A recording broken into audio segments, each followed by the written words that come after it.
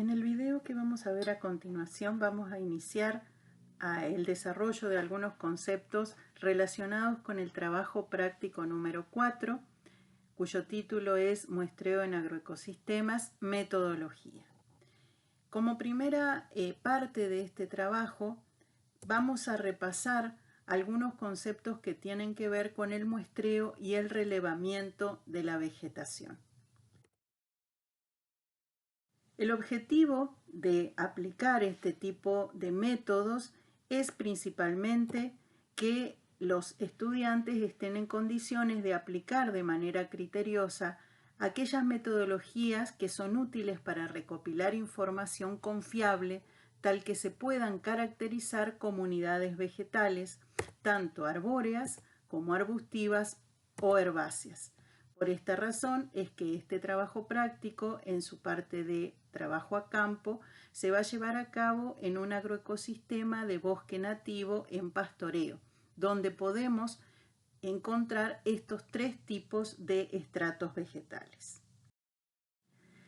Para llevar a cabo cualquier tipo de estudio ecológico que incluya muestreo y relevamiento vegetal, es clave realizar previamente una planificación responsable.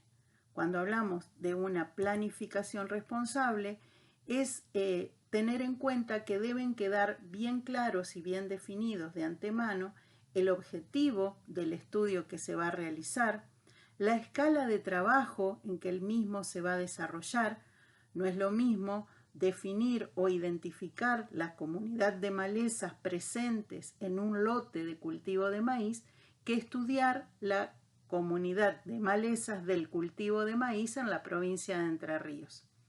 Al trabajar con diferentes escalas de trabajo, por supuesto van a ser diferentes los atributos que se van a medir, el cronograma de trabajo, las herramientas necesarias, el tiempo que demande, el personal, la capacitación del mismo. Una vez que todo esto está definido, se determinará y será una observación general del área de estudio particular donde se va a concretar el trabajo. Con toda esta información es posible determinar cuál será o cuáles serán los métodos de relevamiento a utilizar, y que eso es un poco lo que vamos a poner en práctica durante el trabajo de campo. Esos métodos de relevamiento nos permitirán tomar información, registrar toda la información que ya sabemos que necesitamos, para luego en gabinete proceder a lo que es el procesamiento de esa información, la obtención de los resultados y conclusiones, y finalmente la construcción de un informe o de aquella forma de comunicación de los resultados a quien haya solicitado el estudio. Cuando hablamos de muestreo, ya sabemos que estamos hablando de tomar información de un universo justamente de esta información, pero tomando para ello solo una porción representativa del mismo. En esa porción trataremos de captar toda la variabilidad posible de ese universo, tal que sea adecuado estimar parámetros a través de la medición de ciertas variables o atributos.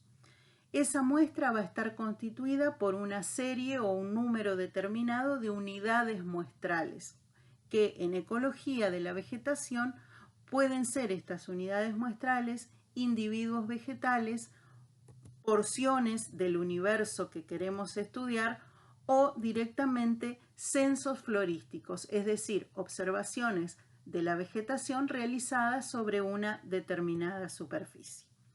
Entonces, repasando, para poder llevar a cabo un muestreo es preciso iniciar por la selección y delimitación de la zona de estudio, determinar el método de muestreo, es decir, definir cuál va a ser la disposición espacial de los lugares de observación, luego determinar el tamaño de la muestra, es decir, cuántas unidades muestrales van a constituir esa muestra, y finalmente determinar el tamaño y forma de la unidad muestral.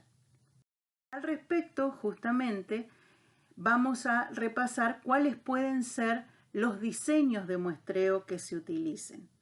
Cuando hablamos de diseño de muestreo, repetimos, es determinar la disposición espacial de las unidades muestrales. Esto tiene mucho que ver con la heterogeneidad del área de estudio. Podemos disponer nuestras unidades muestrales o lugares de observación de una manera aleatoria. Esto implica que cualquier punto de esa área de estudio puede llegar a constituir un lugar de observación.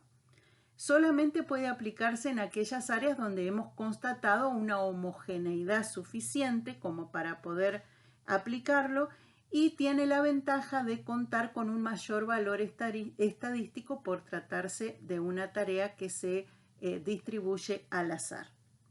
Otra opción es hacerlo de manera sistemática. Un muestreo sistemático es aquel que sigue un patrón preestablecido que se diseña de antemano y que en general tiene la ventaja de una mayor operatividad para el equipo de trabajo.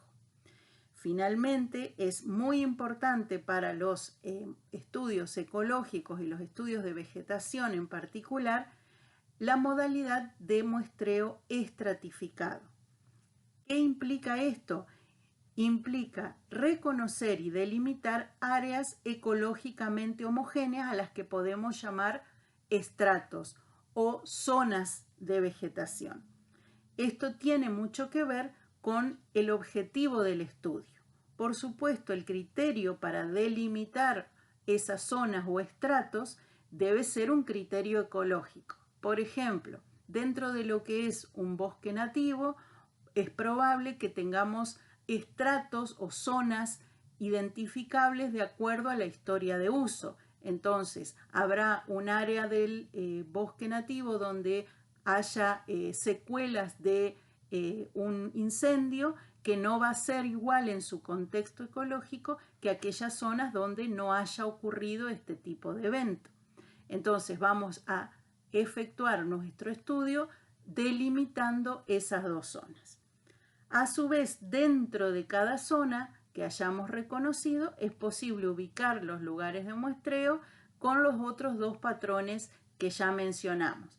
Es decir, lo más habitual en los estudios ecológicos es combinar diseños. Entonces tendremos, como en el caso del área donde vemos las cruces en color rojo, un diseño estratificado aleatorio. En el otro sector, donde vemos las unidades de muestreo como círculos amarillos, será un diseño estratificado sistemático. Como dijimos, es necesario determinar cuál será el tamaño de la unidad muestral que vamos a utilizar en nuestro relevamiento. Esto está directamente relacionado con el área mínima de la comunidad, a la que definimos como la mínima superficie en la que una comunidad está suficientemente representada, de manera tal que una comunidad más heterogénea tendrá un área mínima de mayor superficie tal que pueda captar completamente esa heterogeneidad. Para definir el tamaño de la unidad muestral, nosotros utilizaremos el método de Cain.